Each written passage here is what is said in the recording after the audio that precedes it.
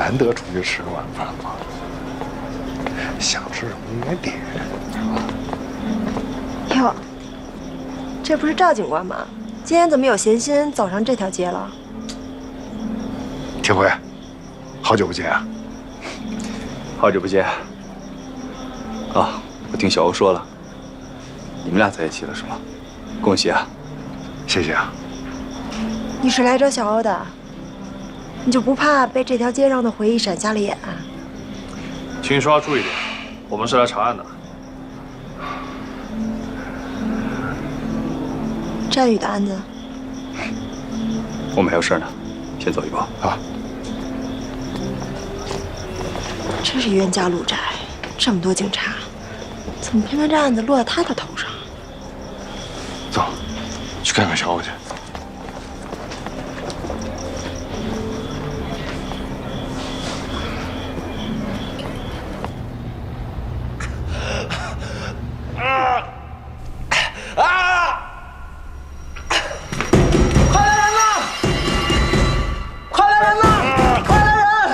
0335毒瘾犯了，快来人！快来人呐！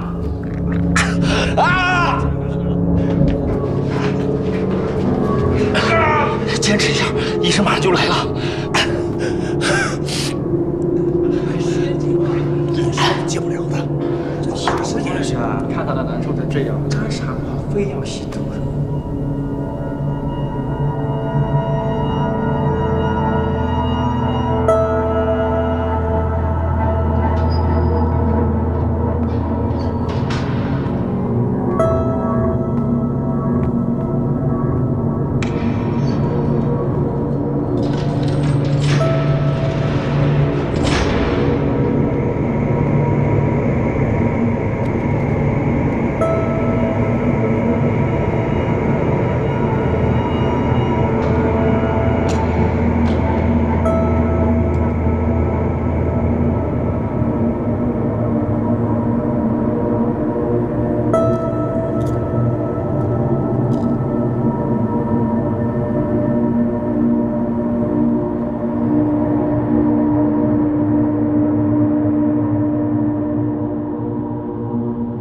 上次发作是3年前，周期是越来越长了。只要能挺过这个阶段，毒瘾肯定能戒掉。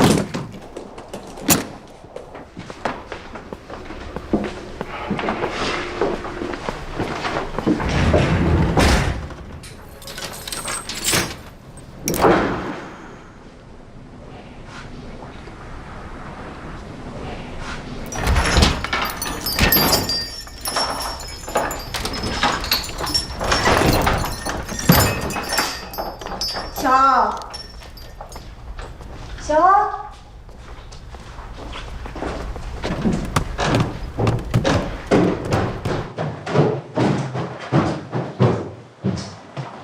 小欧，小欧，这么早就睡啦？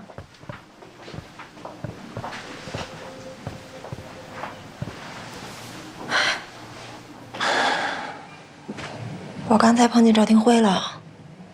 他是不是来找你了解战宇情况的？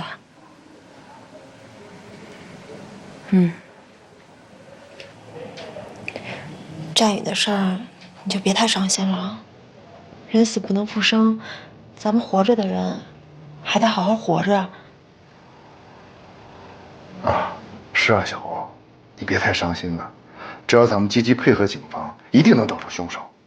对啊。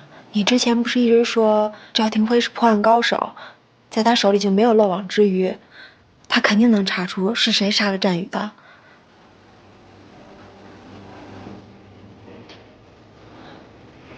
看来小欧是累了，让他好好睡吧。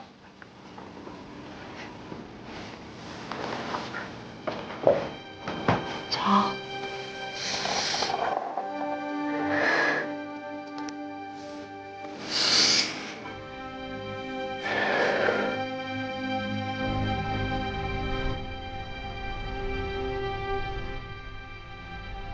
12月31号的晚上，我市发生一起特大杀人分尸案，死者的身份已经核实了，就是战宇。战宇怎么就死了呢？他怎么会死呢？纪晓鸥知不知道这件事？如果他知道了，一定很难过。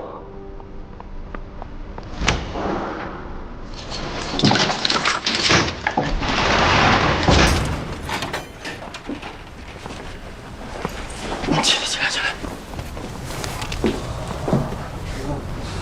吕国建，这孩子马上宣判了，你给我看好了啊，别惹事儿。是，王姑娘放心。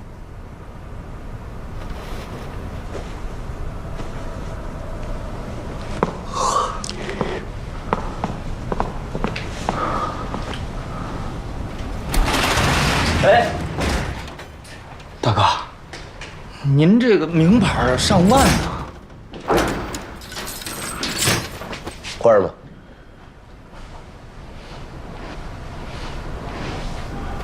过来，今天晚上你睡这儿吧。大哥，我在这儿睡呢。那边那么大地方呢，串一串。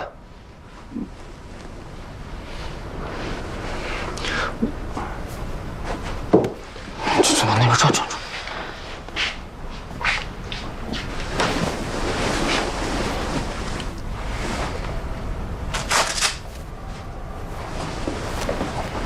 还不谢谢大哥？一来就挨着大哥睡。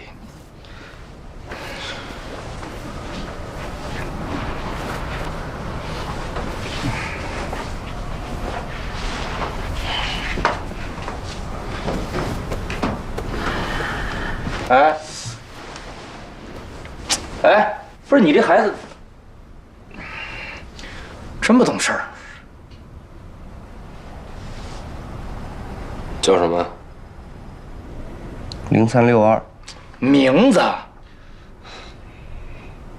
马林，多大了18。犯什么事儿进来的？我杀了个骗子。你说什么？为什么？他骗了我爷爷的救命钱。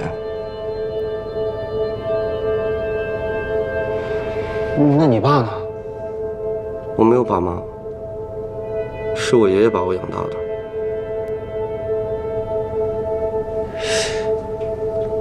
那你也不至于杀人吧？那他凭什么害我们？凭什么呀？你先别激动，到底是怎么回事啊？去年我爷爷得了肝炎病倒了，他为了省钱，死活不肯去医院，每天晚上都疼得死去活来的。上个月医生说，我爷爷要是再不去治疗，这个病就要变成癌了。老妈得了癌症，急需要做手术，我需要钱，我真的很需要钱。那你这孩子还是太冲动了，有什么事儿不能好好说？他欺负我们不懂，用假保单骗了我爷爷所有的钱。其实我没想真砍，我就想拿刀吓唬吓唬他，但是他说话太难听了，我眼睛一黑我就。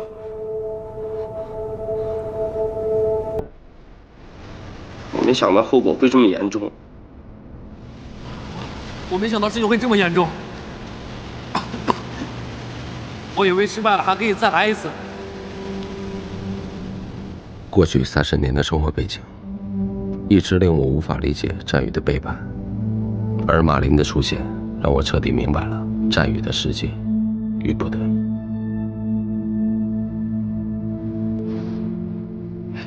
都别看了，睡觉。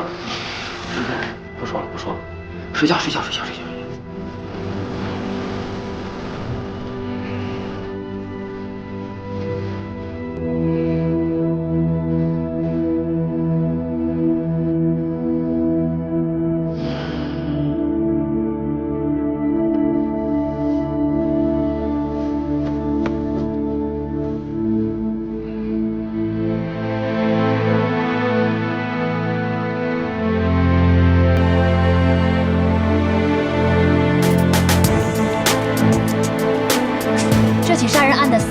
音乐学院大3在校生，今年刚满22岁。死者生前品学兼优，曾获得全国青年小提琴比赛金奖。死者在遇害后尸体被残忍肢解，抛掷多地。嫌犯作案手段残忍，案件性质恶劣，对社会造成了极其不良的影响。如此美好的青春少年，为何会在今年伊始惨遭杀害？请持续关注本台记者的后续报道。没有。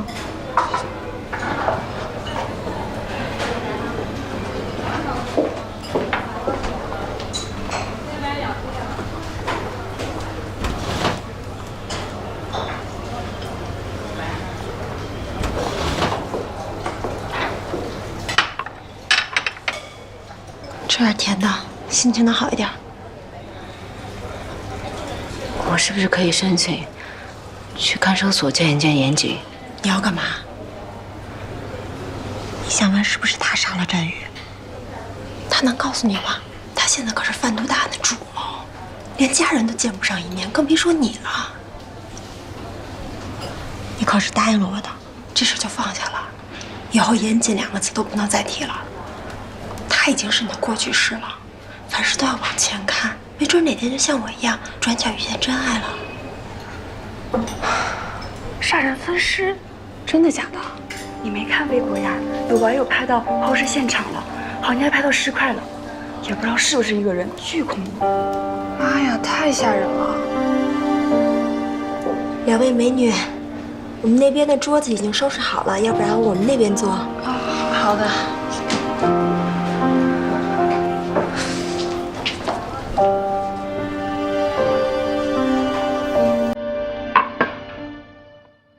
别看了，你这几天都不许刷微博，什么都不许看，听我的。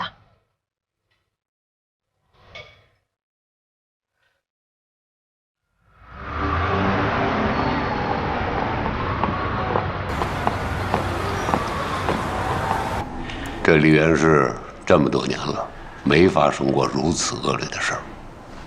哼，现在可好，上微博了，全国人民都知道，乌七八糟的什么都有。咱们的官网被挤爆了，就我这手机也被打爆了，一刻没消停。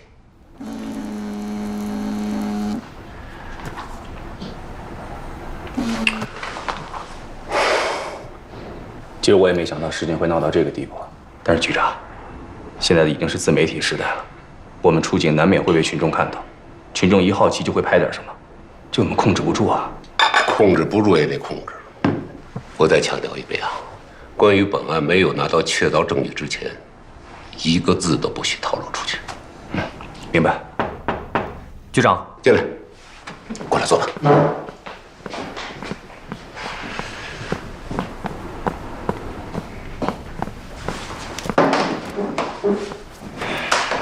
先汇报一下审讯的情况。严谨始终坚称他是程副支队长安插在小美人贩毒集团中的卧底。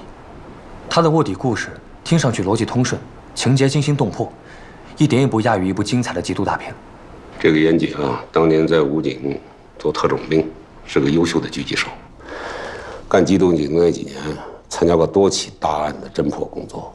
依照他的能力，杜撰一部精彩的缉毒大片，有可能。对，所以为了印证严谨口供的真实性，我和赵副支队长针对关键信息进行了核实。虽然调查结果与严谨所说的吻合，但还是没有足够的证据证明严谨就是警方的卧底。最终还是需要程副支队长醒过来才能证实。但我个人觉得，严谨是卧底的可能性很大，因为在收网前，我的确在程副支队办公室收到过一个电话，是那个人给我们透露了交易的关键信息，才顺利围剿了小美人贩毒集团。这说明那个人一定是潜伏在小美人集团内部的。我现在回想起那个人的声音，跟严谨非常相似。我怎么有种感觉啊？不管这个严谨是不是卧底，这事跟1231分尸案没什么直接关系啊。是的，局长说的没错。现在诸多的证据都指向了严谨。我们在对他进行103贩毒案的审讯过程中，也发现了他的杀人动机：情杀或者仇杀。詹宇不仅是因为纪晓鸥才跟严谨产生了机缘，他也背叛过严谨。当然，这一切都要基于严谨真的是警察的卧底基础之上。如果他不是卧底，他们俩之间的机缘就要重新考虑了。纪晓鸥怎么说？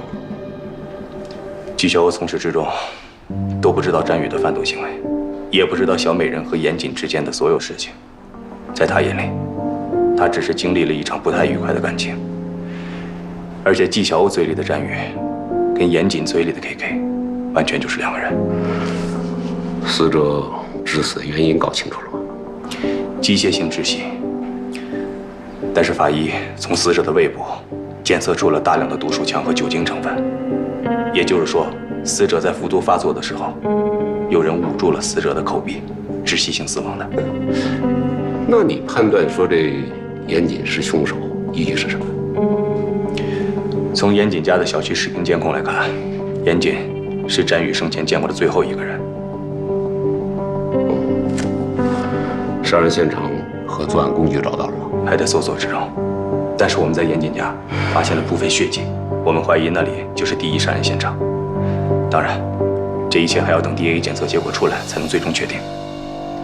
法医也在藏尸袋上发现了一些土壤的成分，我们会根据这些成分进行分片排查的，尽快找到分尸现场和作案工具。哎，你们不是已经发现了这个运尸体的垃圾箱吗？那就根据监控，应该可以判断出分尸的大概位置。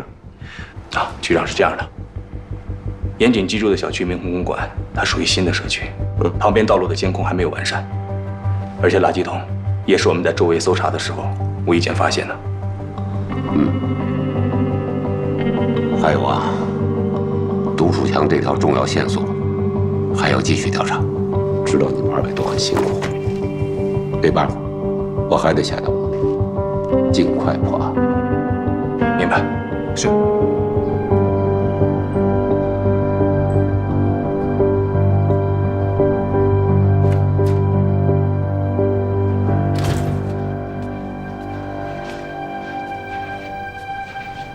爸，我妈呢？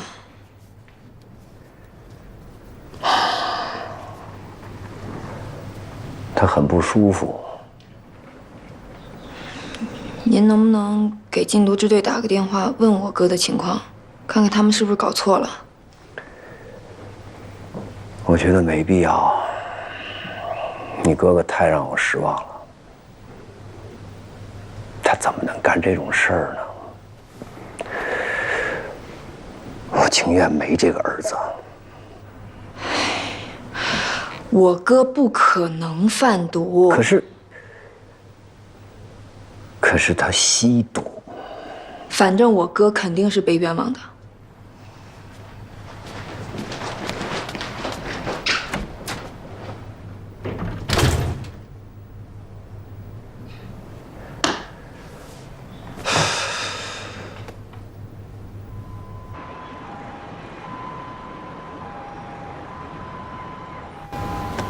浩浩的话在幼儿园得了第1。我为了奖励他，给他买了个新书包，他特别开心。小孩就是小孩，今天早上叫他起床比以前都痛快了。他就是总问我，爸爸什么时候回家？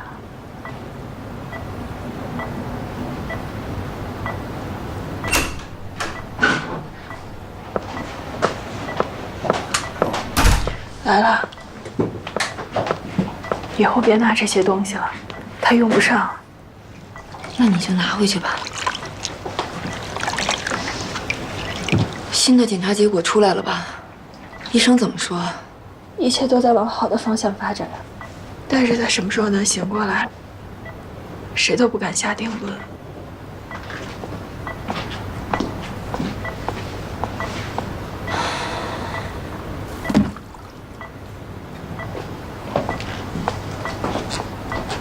你哥他怎么样了？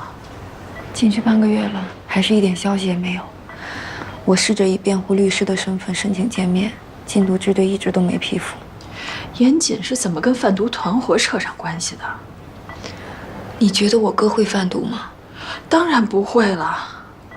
二子当年的死，老程和他到现在都难以释怀，他怎么可能会去碰毒品？再说了，他图什么呀？不过这一年，严谨真的挺奇怪的。他是什么人啊？他是把我们家沙发当成他第二张床的人。可是去年这一整年，我基本上没怎么见过他。老程还特意叮嘱我说，没事别联系他，你说他们俩是不是有毛病？老程跟我哥之前闹过矛盾吗？这话我早就问过老程，他说没有，就是严谨太忙了，叫我别添乱。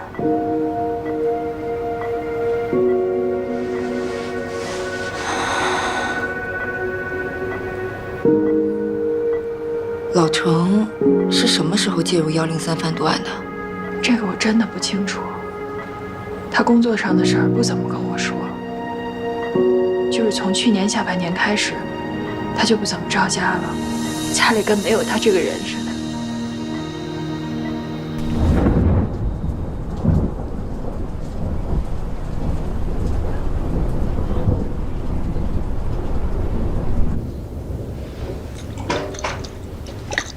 臭娘们儿！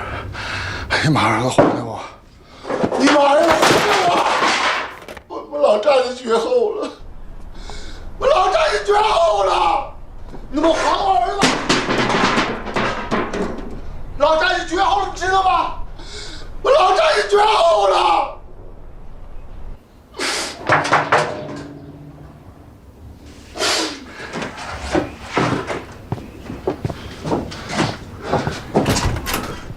你们俩是谁啊？叔叔，我们是战宇的朋友，是来看阿姨的。进来吧，我给你们带来点水果。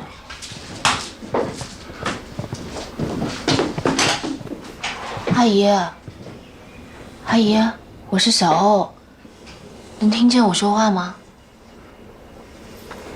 阿姨，成天装死，成天装死，你怎么不去死？你还我儿子！好了好了，冷静，还我儿子！冷静。好了，冷静。阿姨，阿姨，你吃饭了吗？我给你做点儿。啊，小雨该回来吃饭了，得准备饭了。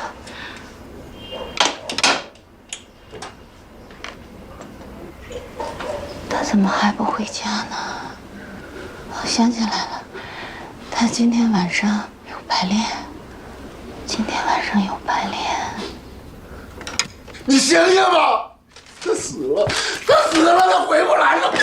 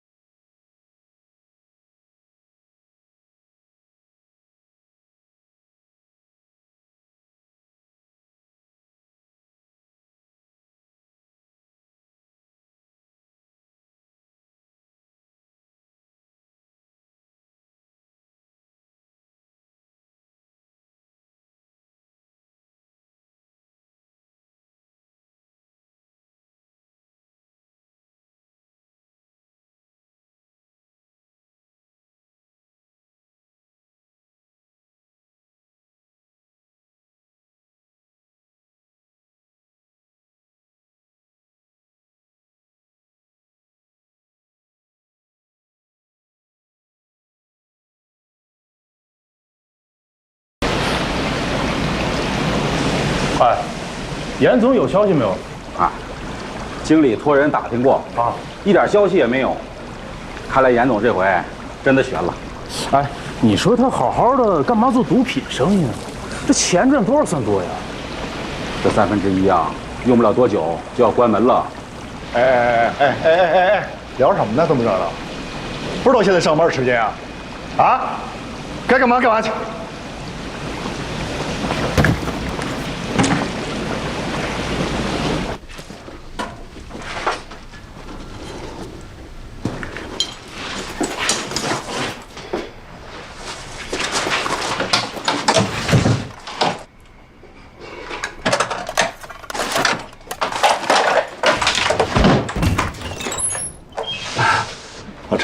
啊，嘛呢？没干嘛，我码了一下货，现在下班了。等等，包里什么呀？啊，没什么，2件脏衣服，拿出让我看看。脏衣服有什么好看的？那，哎，这是脏衣服，这是脏衣服，啊，真够脏的。我说这段时间库房东西怎么老对不上账呢？老陈，这不是第一次偷了吧？冯经理呀，你看，咱们半个月都没有生意了。再说了，严经理也不在嘛，我拿点回去，尝尝味道。严总不在，店在，1/3在。只要你来打这份工，是不是应该老老实做人做事啊？不是第一次偷了吧？收拾东西走人，这些东西顶这个月薪水了。喂，冯伟清，你以为你是谁啊？啊，你开我啊？你以为你跟我们老板关系有点好，一个开出租的，到我们这儿搞了一个什么采购经理，哎，你不得了了你，是吧？是。啊，严小姐，您也在啊？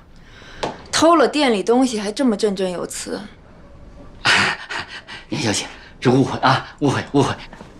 误会，人证物证都在，谁误会你啊？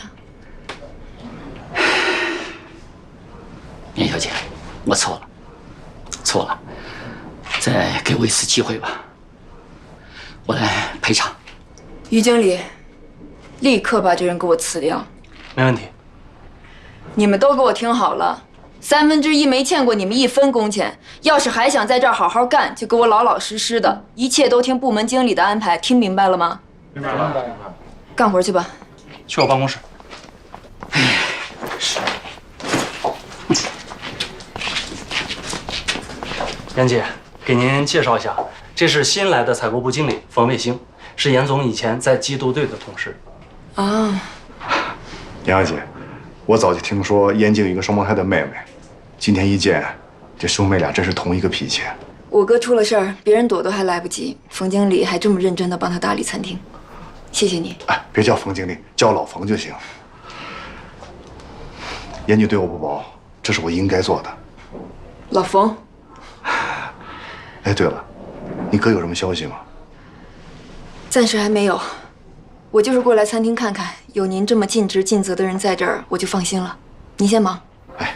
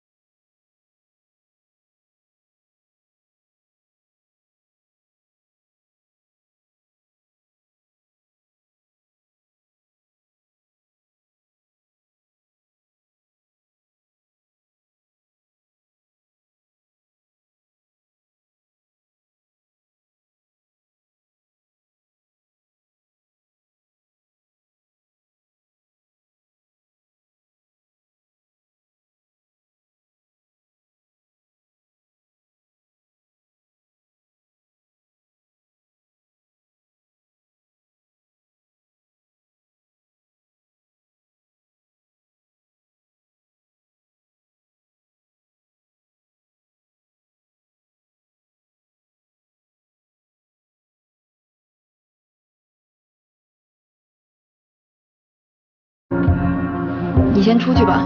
好。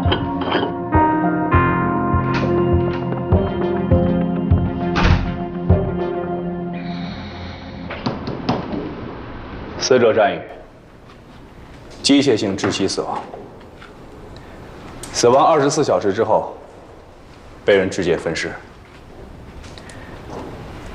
我们在战宇的尸体袋子里找到了属于严谨的打火机，所以严谨被锁定为战宇案的第一嫌疑人。这是死者六子，也就是刘伟的手下，身中数刀，失血过多死亡。后来尸体也被人分尸了。严谨指认刘伟就是杀害六子的凶手，但是目前没有证据能够指向这个点。具体是谁分的尸，现在还是不太清楚。1个月之内发生2起分尸案，你们说说吧，各自都有什么想法？这2具尸体都被肢解得很碎，单从肢解的手法来看，2起案件的凶手对人体的骨骼构造都非常了解。法医的验尸报告也表明，2起案件的分尸凶器都是类似于菜刀一类的小型利器，所以不排除是同一人所为。我认为可以并案侦查。我不同意并案。虽然分解工具和分解的方式大致相同，但抛尸的方式不同。战宇是被四散抛尸的，而六子的尸体则被全部埋在了一起。我认为这不符合同一个人犯案的特征。这2个案子有相同点，但是有许多不同的地方。根据目前我们手上掌握的证据，严谨还是作为战宇案的第一嫌疑人着重调查。等 DNA 的检测结果出来，如果严谨家的血迹确实是属于战宇的，那么我们就……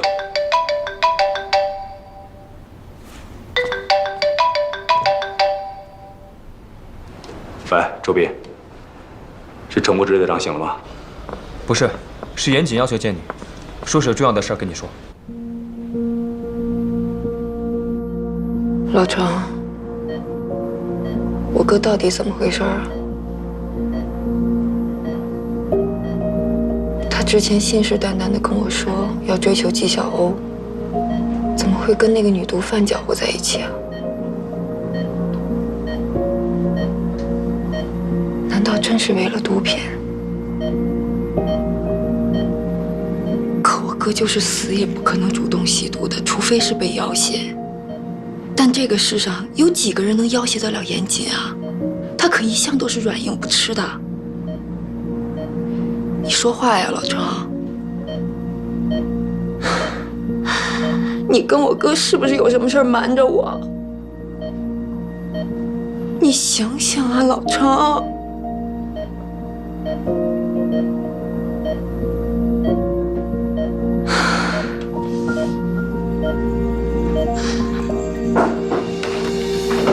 说吧，找我什么事？我要知道更多关于战宇的事儿。战宇的死亡地点在哪？死因是什么？不好意思啊，这个案子我真的是无可奉告。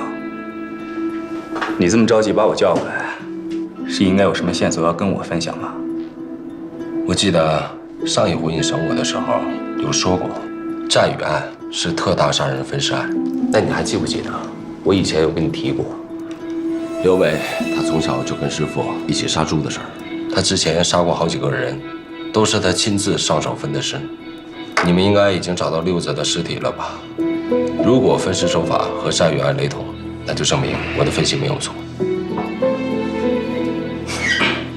看样子咱们是不谋而合了。刘伟的杀人动机是什么？肯定是刘伟发现了那20万是战宇拿的，是战宇冤枉了六子。那一天在制毒工厂，要不是我劝刘伟不要找人麻烦，估计战宇就让刘伟给活埋了。战宇临走前，刘伟亲口威胁他，如果走漏半点风声，他和他妈都不想活命。刘伟这个人啊，做事向来狠毒。他表面上是放了战宇，但他为了确保安全交易，私下除掉他也不是没有可能。赵定文，六子的尸体到底有没有找到？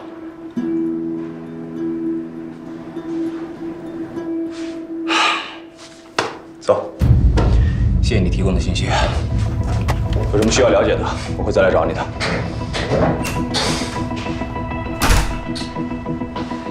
头儿，我觉得严谨的那些话，就是为了故意扰乱我们的视线。他已经知道我们在调查他了，所以他这些天在里面肯定没少琢磨，目的就是为了拿刘伟来做挡箭牌。有这种可能性。严谨毕竟做过武警特战队员，反侦查能力还是挺强的。不过你要客观的去想，他说的话也不是没有可能性的。这样吧，为稳妥起见，把刘伟也列入嫌疑人的名单。没必要吧？现在没有任何证据指向是刘伟杀了战宇啊。彻查严谨的思路不变，但是毕竟我们的侦查工作还是初步阶段，咱们全都得考虑在内。明白了，头。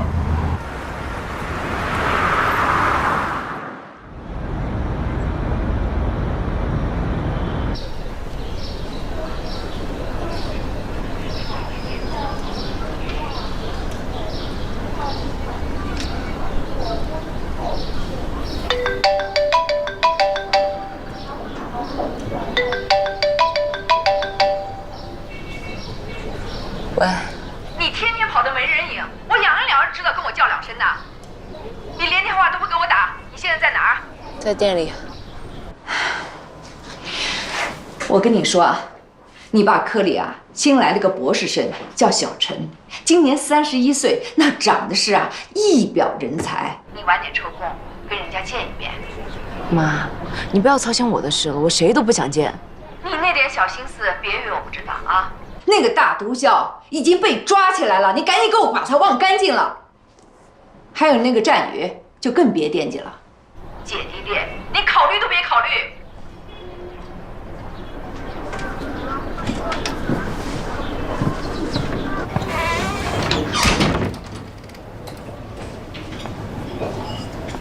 不舒服呀？我也不知道，这2天老是胃不舒服，老想吐。要去医院吗？不用，我上去歇会儿吧。那你去吧。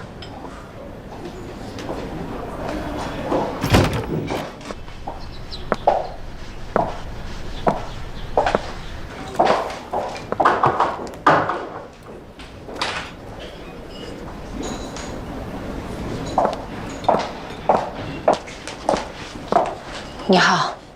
你好，纪晓鸥小姐是吗？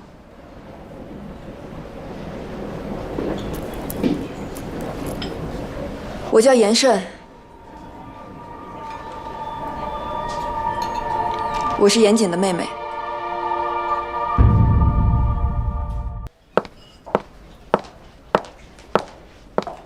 你好。你好，纪晓鸥小姐是吗？嗯。我叫严慎，我是严谨的妹妹。今天来找你是想了解一下关于我哥的事情，方便吗？那边请坐吧，想喝点什么？4月的午后是什么？是一款特调的樱花茶。就它吧。来，谢谢。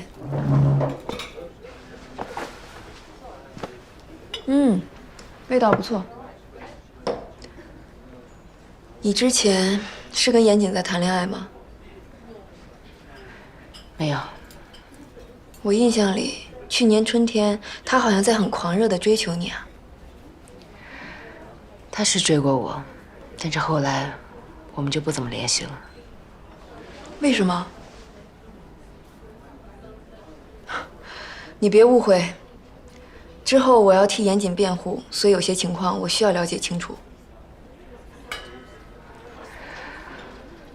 我和严谨是有段时间走得很近，但后来他就消失了。我去他家找他，碰到其他女人。那以后我们就没有联系了。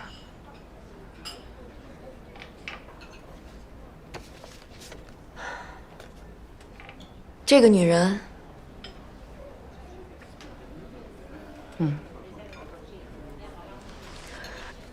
那你跟严谨接触期间，有发现他吸毒吗？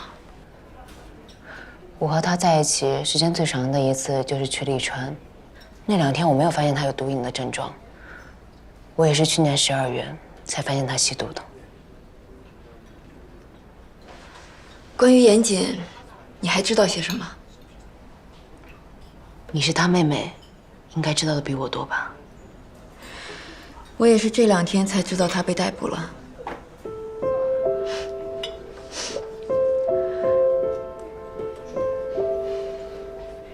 季小姐，跟我说说你们是怎么认识的吧。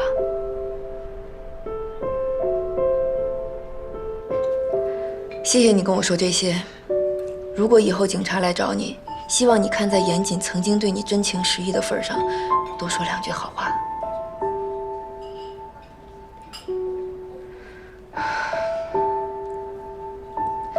凭你对严谨的了解，你觉得他会犯罪吗？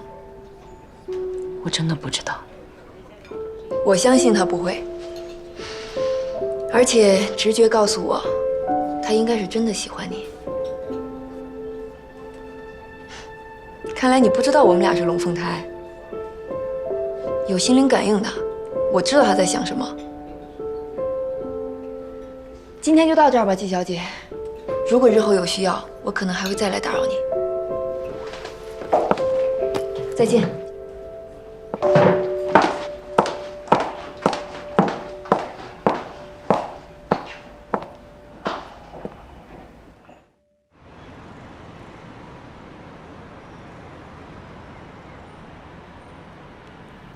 最近咱们市太不太平了，居然发生了分尸案，死的是个大学生。哎呀，年纪轻轻的，你说这是得罪谁了？现在网上风言风语，说什么的都有，我都不敢让浩浩自己上下学。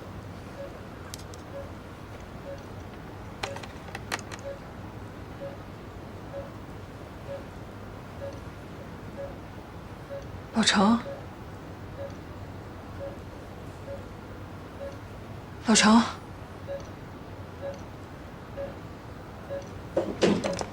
大夫，大夫，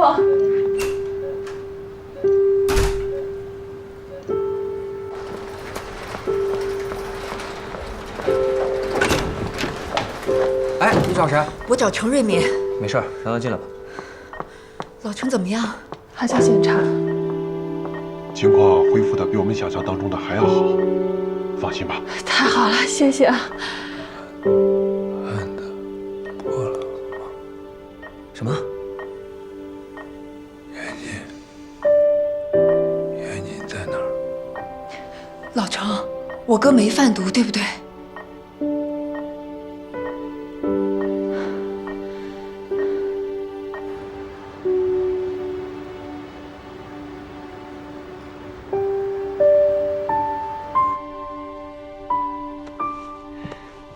严哥，这个亲所恶，谨为去，是不是您那谨啊？那个不毒恶，毒物。啊，对，毒物，对，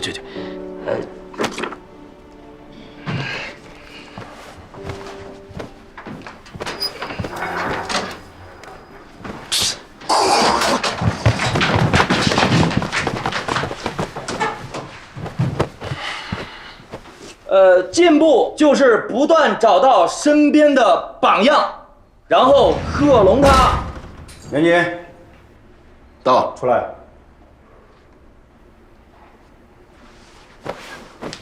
不是又要提审吧？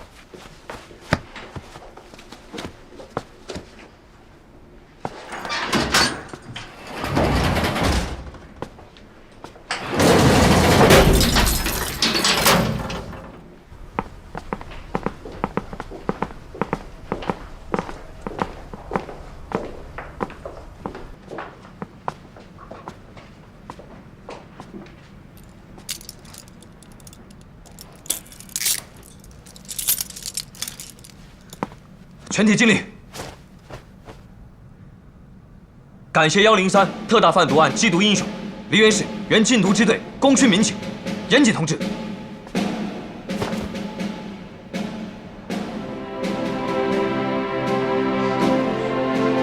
都是我应该做的。程副支队长醒了，这些天你受苦了。老程他睡美了是吧？看我出去以后怎么收拾他。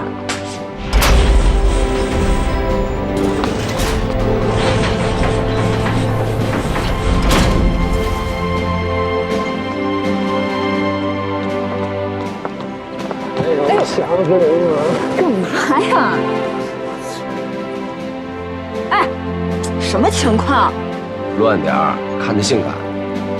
我们家怎么出了你这种混世魔王啊？还得感谢魔女为魔王操碎了心。谁是魔女？魔王他妹妹不就是魔女？赶紧回家，老头老太太等着缉毒英雄回家吹牛呢。走。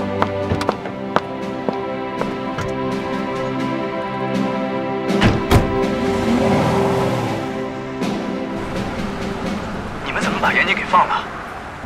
我已经和程副支队长核实过所有信息了，严谨所说句句属实，他的确是警方安插在贩毒集团中的卧底。战宇是他培养的线人，他是无罪的。可是你们有没有想过，严谨对于103贩毒案来说他是无罪的，但他仍然是战宇案最大的嫌疑人啊！我懂你的心情，可是现在你们也证据不足，按规定我们只能放人。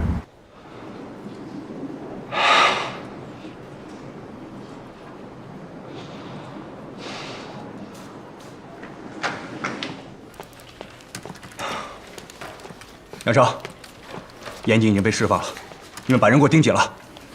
严谨真是卧底啊！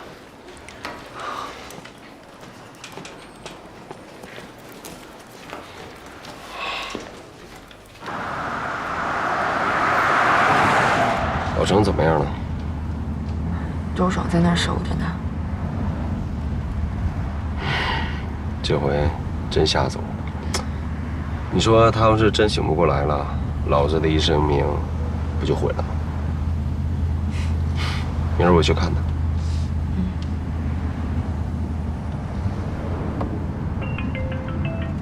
喂，妈，接到了，10分钟就到家。挂了啊。这事儿，我想先去一趟46点。都什么时候了，还惦记着泡妞？天大的事儿也得先回家，爸妈都在那守着呢。我知道你在想什么，放心，吃完饭我帮你开溜。瞧我妹这智商，这情商，怎么就没有男人要呢？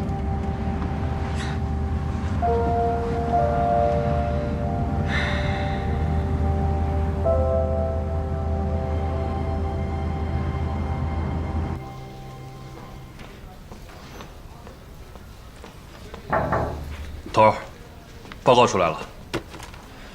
战宇指甲里的皮屑组织就是严谨的，在严谨家发现的血迹 DNA 也和战宇的完全相符。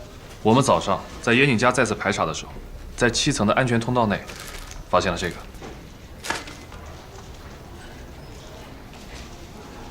立刻申请逮捕令。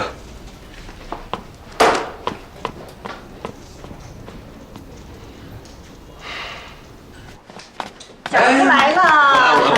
哎，慢点儿。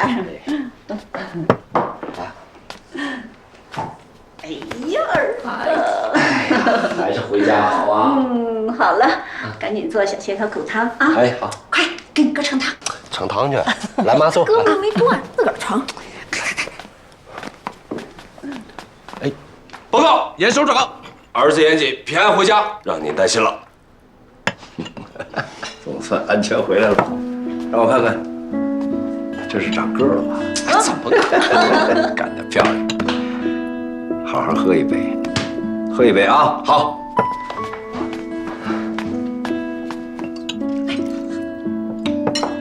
妈妈今天也喝点儿。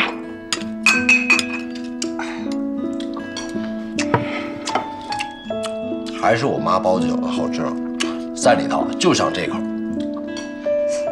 甭听他卖乖，我听说呀，他在里边吃香的喝辣的，一顿都没亏待自己。这不是求生本能吗？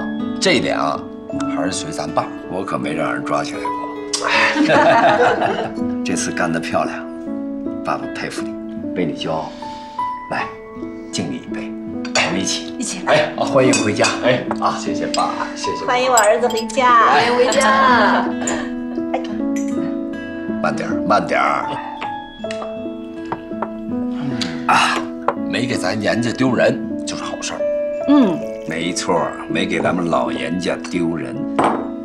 小妈也敬你一杯。虽然说你那自以为是的毛病还是没改，但是这回干的确实漂亮。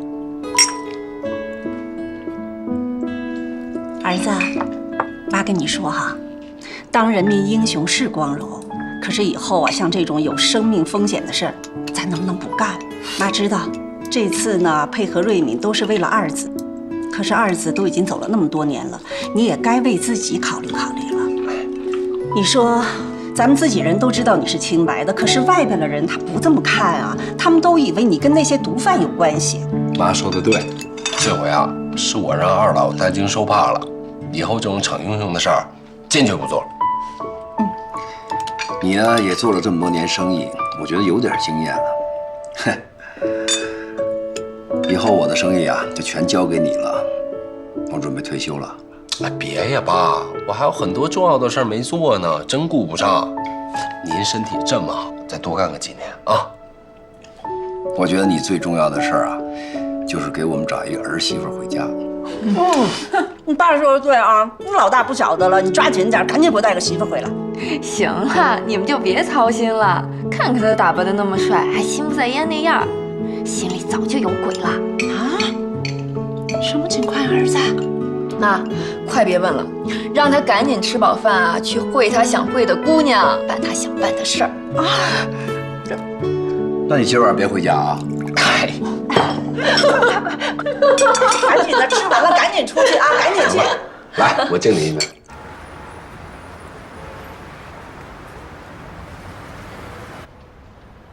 拜拜，小姐。小姐再见。拜拜。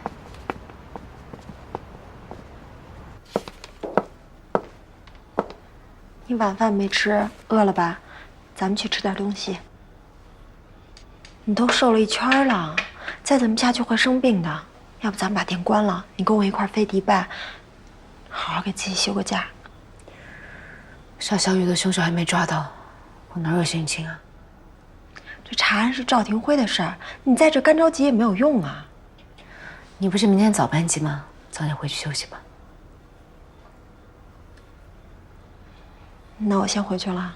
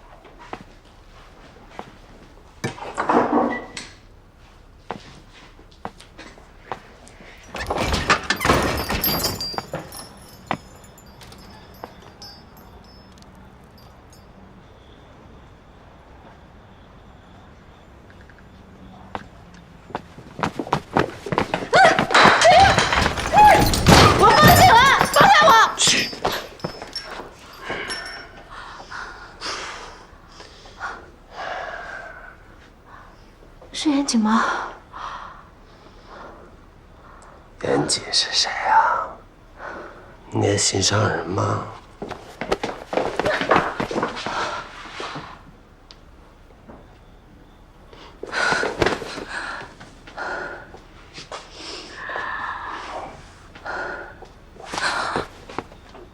你不会是越狱了吧？怕了。越狱不会穿得这么干净。我的小丫头还是那么聪明，这么久没见，看你都瘦了。来，让我看看瘦了多少。王八蛋，大骗子，骗我，骗我，骗我！妈，可劲儿妈，想怎么妈怎么妈。放开我，放开我！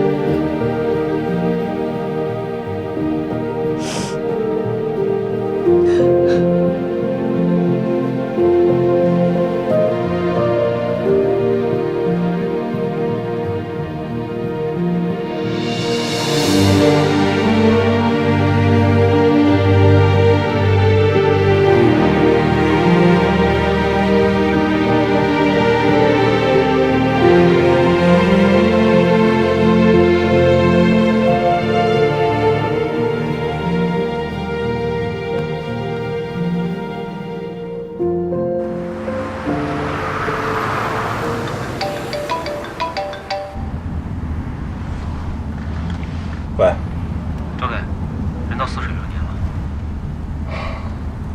现在在干嘛？刚才他跟老板娘亲热来着。我问你现在干嘛呢？从严谨进屋就没分开过，看样子一时半会儿也走不了了。行吧，盯紧了啊！我最多15分钟就到。是。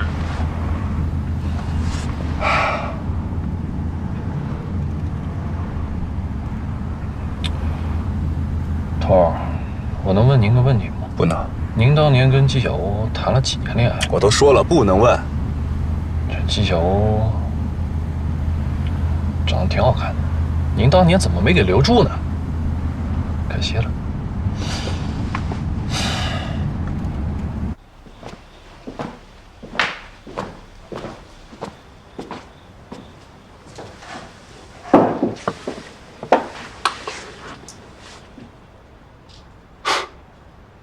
你别跟看大熊猫似的盯着我，我知道你想我。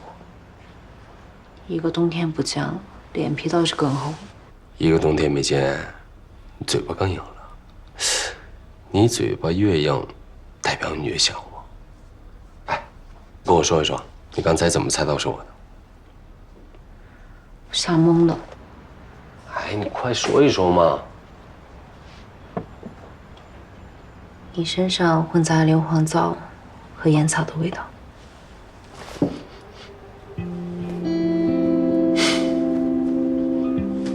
看来你对我身上的味道很敏感。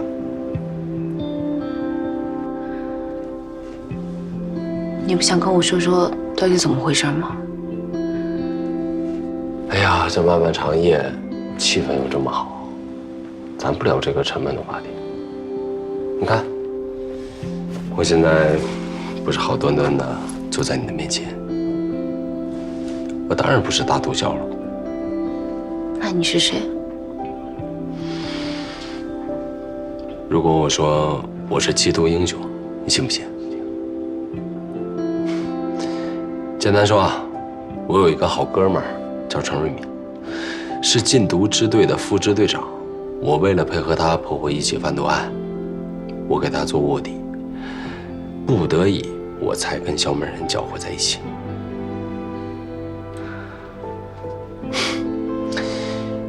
没想到啊，这中间出了很多意外，程瑞敏昏迷不醒。这个案子结束了，也没人能够证实我的卧底身份。唉，我就一直被关着，直到今天才沉冤得雪。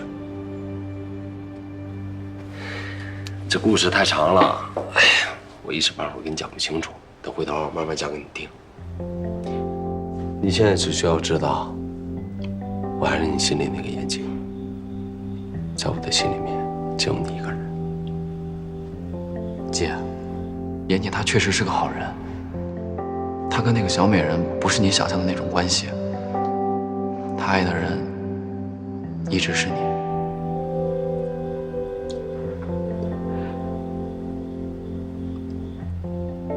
小雨死了，你知道吗？赵定辉告诉我了，他也应该来过你这儿吧？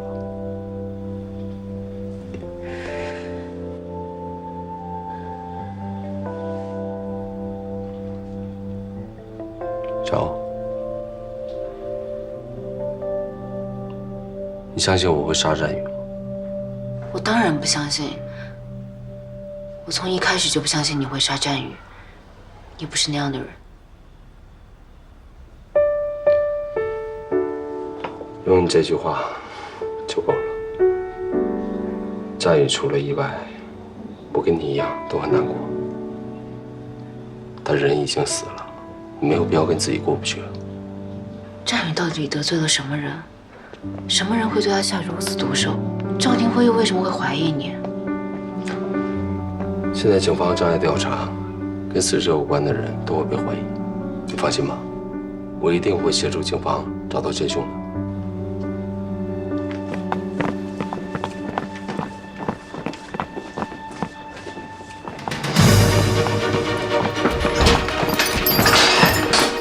严姐，现在警方怀疑你涉嫌杀害并分尸了战宇，麻烦你跟我们回去一趟。我们抓错人了。警方要是没有确凿的证据，是不会随便抓人的。铐上，带走。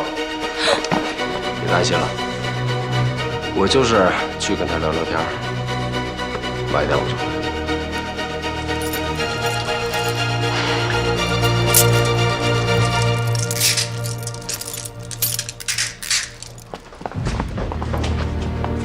到人民医院找陈瑞敏，他会跟你解释我的身份。相信我。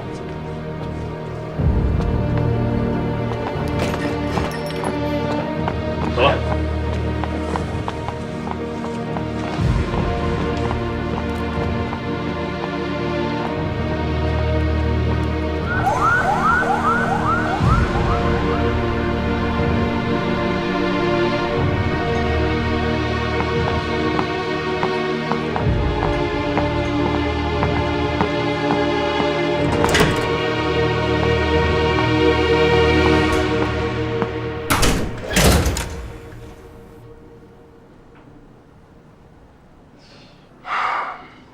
不是要审吗？审啊，人呢？老子没时间陪你们玩儿，阴阳怪气的躲里头，暗爽的吗？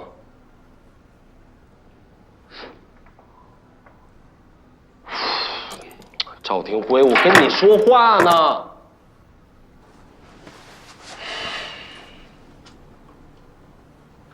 把他这些行为全都加到庭审记录里，细节别落下。稍后咱们再进行分析。明白了，头。赵廷辉，你想了解刘伟什么情况，你尽管跟我说，我愿意配合你。我放出来还没有半天，你要弄了张拘传证把我给逮进来，几个意思啊？我父母也应该收到消息了吧？这大半夜的，你也不怕惊到老人家？还是人吗？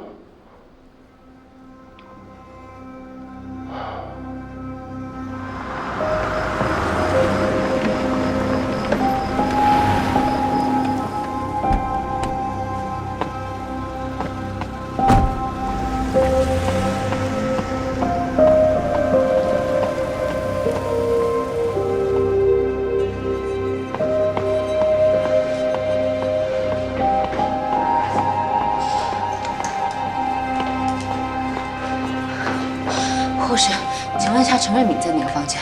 陈瑞敏，你稍等一下。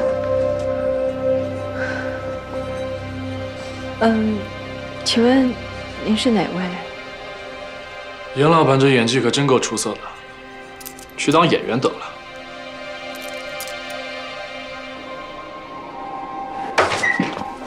走吧，去会会他。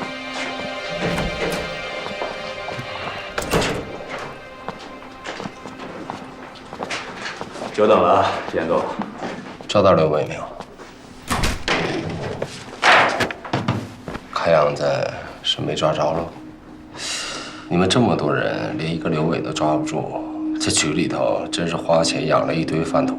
讲话放尊重点儿。年轻人，这儿没有你说话的份儿。如果真的是因为刘伟的话，我们何必大半夜的把你拎来呢？你真的不知道我们为什么找你啊？对不起，我还真不清楚。我这一辈子就没干过违法的事儿，树叶掉下来我都怕砸了我的头，老实巴交一个守法公民。好，那我就再说一遍，李延锦现在是123杀人案的首要嫌疑人，请你积极配合我们警方的调查审问工作。我也再说一遍，战宇是刘伟杀的。赵定威把人带走前有没有出示逮捕证？没有，只有张据传证。你先别急啊，也许找他只是了解情况。了解情况不能等到明天吗？明知道严谨今天才刚刚出来，哪有这么对待缉毒英雄的？赵廷威好像掌握了什么证据，他在严谨走的时候特别斩钉截铁。严谨不可能杀战宇，他一而再再而三地帮助战宇，替他争取减刑，怎么可能会杀他？严谨帮战宇减刑，他没告诉你吗？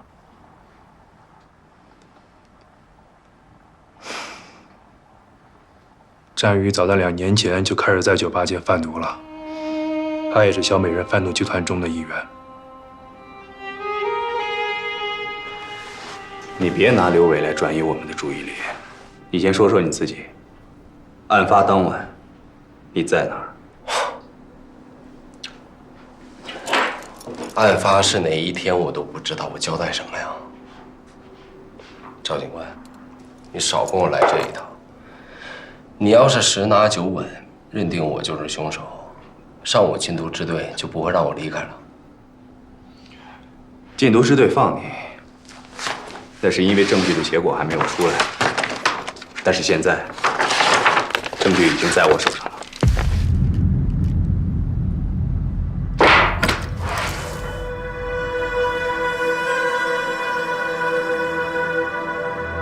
认识吗？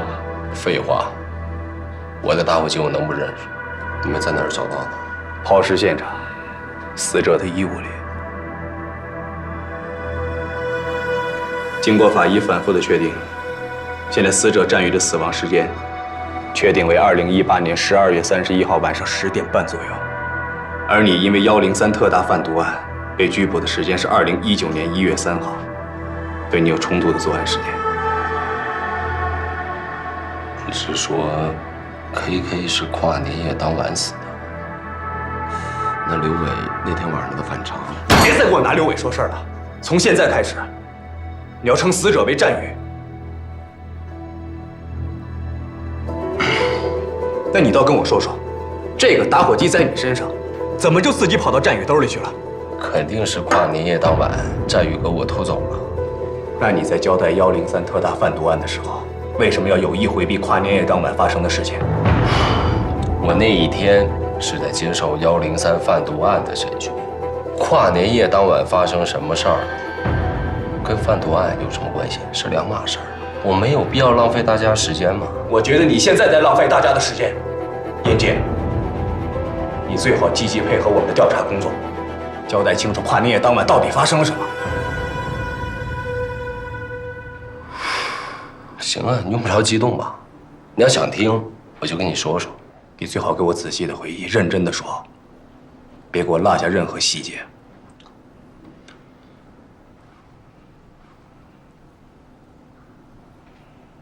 尽管我在被迫吸食毒品以后，自行戒断了7天，但刘伟还是不停地跟我摆粉儿。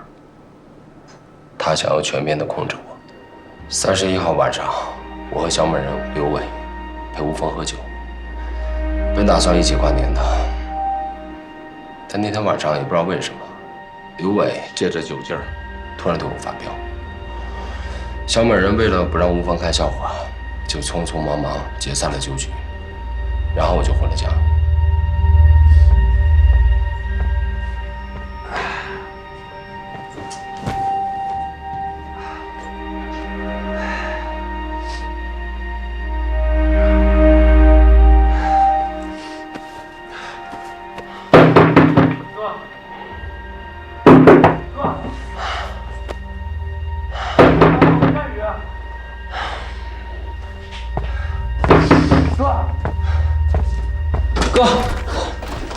你终于可见我了，哥。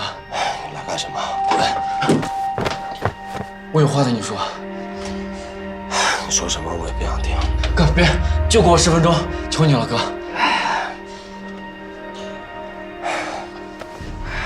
你还挺厉害的，能进来我们家小区。我是跟着别人一块进来的。哥，我错了，我对不起你。我知道你现在特别生我的气，你打我，你狠狠打。打你，我都心脏了，我得手。滚！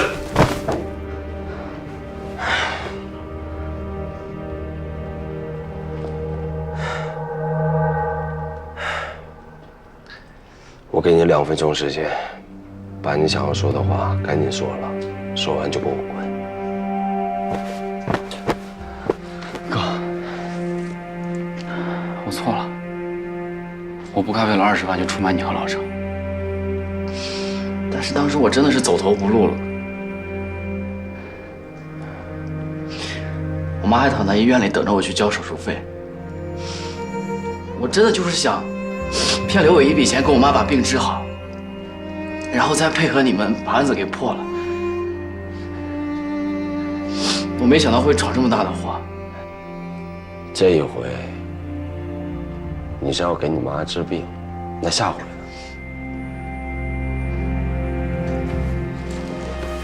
下回你是不是得为你那个吸毒的老爸再去骗刘伟一笔啊？把我当傻子吗？你让我怎么信？哥，我求求你，你不要放弃我，再给我最后一次机会，我求你，我还想好好活着。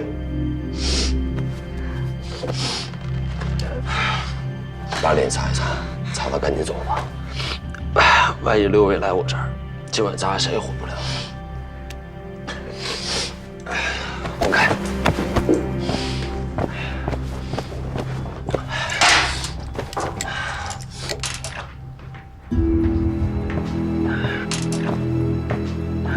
那你干什么？这东西你还陌生啊？这不是你老本行吗？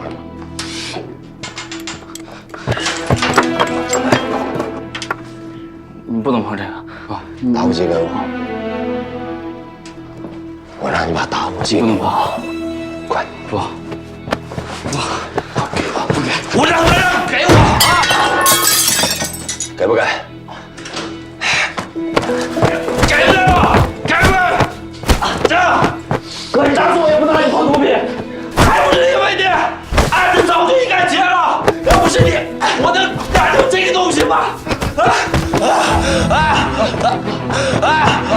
怎么了？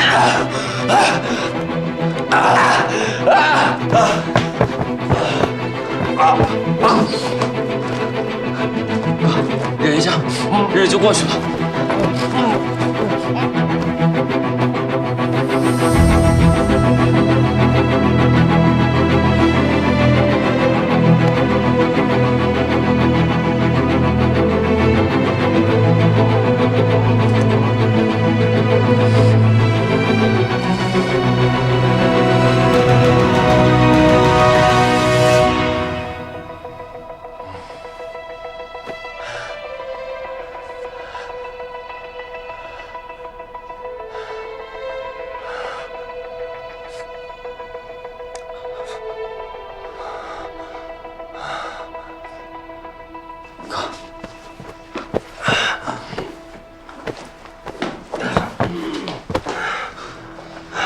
哥，你真的不能再吸了，你再这么下去，人就毁了。还不是因为你，是你把我毁了。走，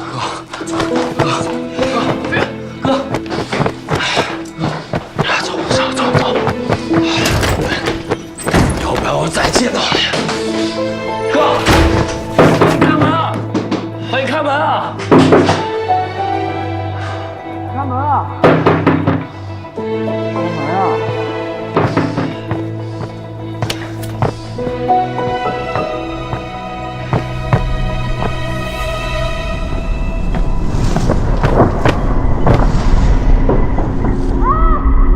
楼上的，跑就跑，都几点了？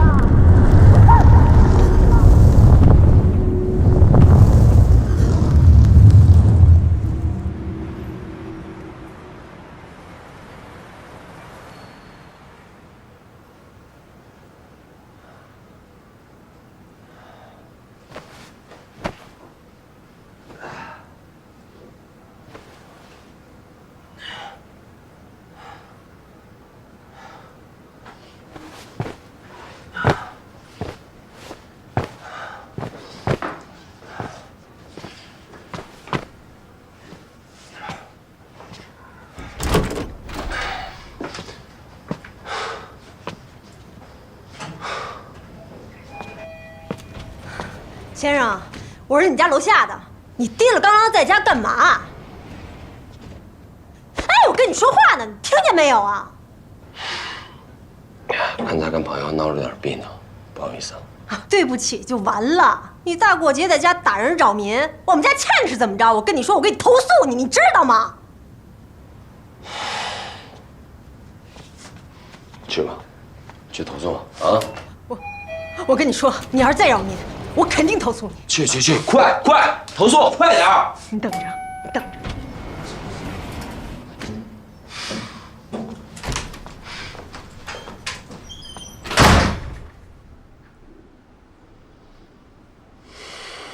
差不多是凌晨5点，我才缓过来劲儿。我就那么在水里泡了几个小时，那阵毒瘾算是熬过去了。我是清醒之后才想起来，打火机被战宇带走了。那你有什么证据能够证明你的打火机是战宇带走的？你就单凭一个打火机跟几滴血，就断定我是凶手，这判案简直是盲人推理，瞎指。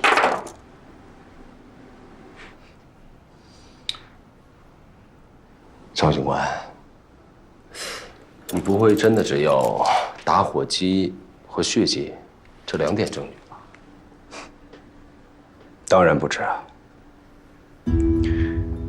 去年的12月31号的晚上，你公寓的保安亲眼看见战宇进入你家。而且当晚在你家，你俩发生了激烈的冲突，这点你的邻居可以证实。我们在战宇的指甲里也发现了属于你的皮屑组织，但是最关键的一点是小区的监控摄像头拍到了战宇去你家，却没有拍到他离开。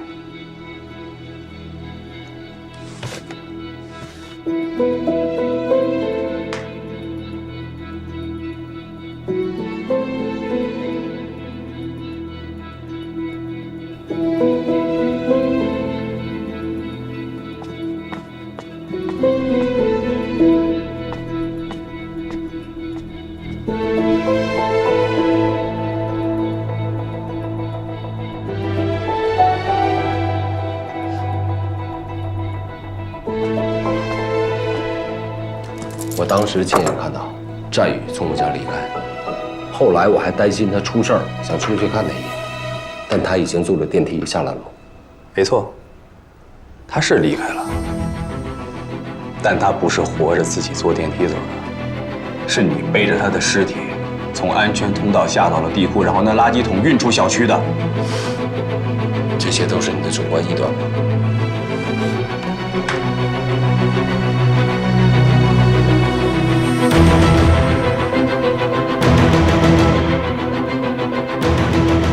这是你的习惯动作吧？